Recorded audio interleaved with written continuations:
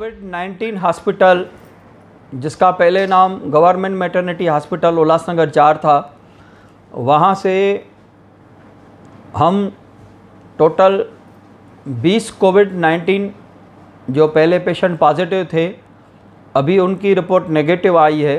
उसके वजह से उनको डिस्चार्ज कर रहे हैं, जिसमें से 15 लोग उल्लासनगर के हैं, 4 लोग बदलापुर के हैं और 1 कल्याण का रहवासी है। उन्हें डिस्चार्ज किया जा रहा है। हमारे पास 103 कोविड के पॉजिटिव आ चुके हैं और वहाँ उस कोविड हॉस्पिटल में बदलापुर, कल्याण, अंबरनाथ के भी पेशेंट्स हैं। तो वो आपको पूरी कमिश्नर साहब रिपोर्ट भेजेंगे अभी थोड़ी देर में, हेल्थ रिपोर्ट। तो उसमें वो क्लियरिटी हो जाएगी कि टोटल वहाँ पर कितने पेशेंट हैं और कहाँ के हैं, क्या क्या बेड की तैयारी की है। और कामगार हॉस्पिटल में 75 बेड की तैयारी की है और भी हम लोग उसमें तैयारी करते जा रहे हैं कि आगे जैसे जैसे पेशेंट बढ़ेंगे तो कहीं भी हॉस्पिटल की और क्वारंटाइन सेंटर की कमी ना रहे। सर, आप स्थायी समिति के चेयरमैन हैं, आप पालिका के तरफ से क्या निर्देश है कि 17 तारीख के बाद लॉकडाउन खोला जाएगा शहरवासियों के लिए? देखिए, महानगर पालिका अपने बलबूते पर कोई भी फैसला नहीं कर सकती है जब तक भारत सरकार और महाराष्ट्र शासन के जो निर्देश रहेंगे उस हिसाब से हम लोग उल्लासनगर की भी प्लानिंग करेंगे। तो वहाँ के जो निर्देश आएंगे उसके हिसाब से हम लोग यहाँ की तैयारी करेंगे। नमस्ते, मैं आपका दोस्त राजेश वद्रिया फिर एक बार आपके सामने उपस्थित हुआ हूँ।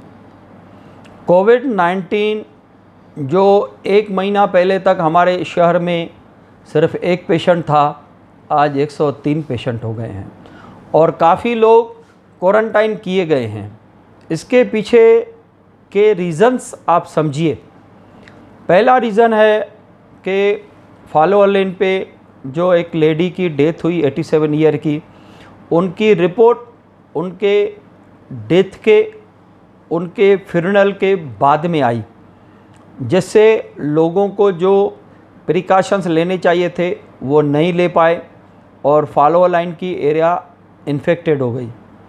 दूसरा एक प्रॉब्लम आया खन्ना कंपाउंड में, डॉक्टरों ने उनको बॉडी सील करके दी, ताकीद दी, उनसे अंडरटेकिंग ली कि आप मृतदेह को, उस बॉडी को नहीं खोलेंगे। लेकिन भावनाओं में आके उन्होंने उस बॉडी को खोला और अंतिम संस्कार से पहले स्नान करवाना या जो कार्य है वो किए।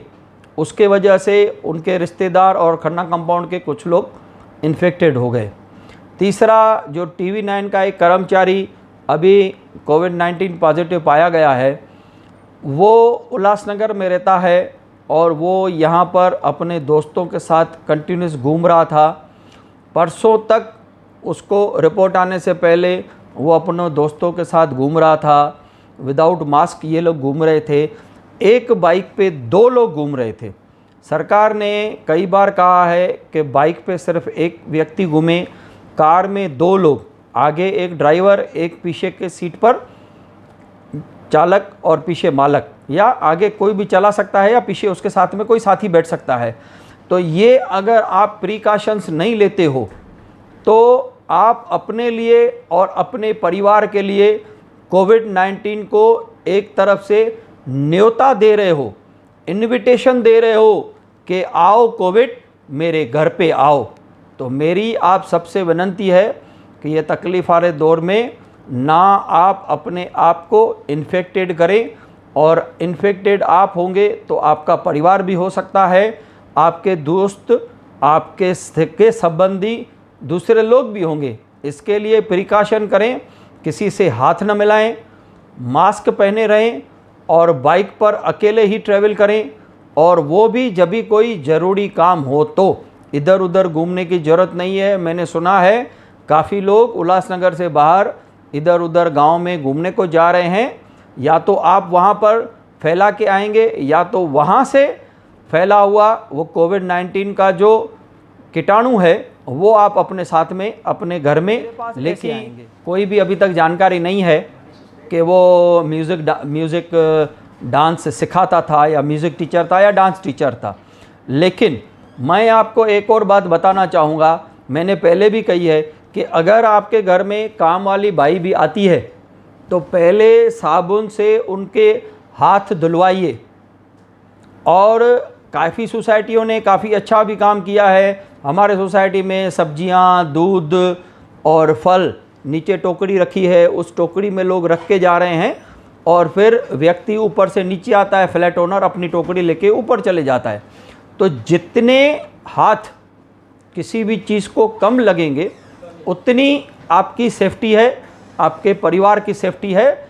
जैसे बाल उतारना है, पार्लर में जाना है, पार्लर वाले को घर पे बुलाना है, नाई को घर पे बुलाना, आपको ज़्यादा तकलीफ़ नहीं होने वाली है। सर एक महत्वपूर्ण बात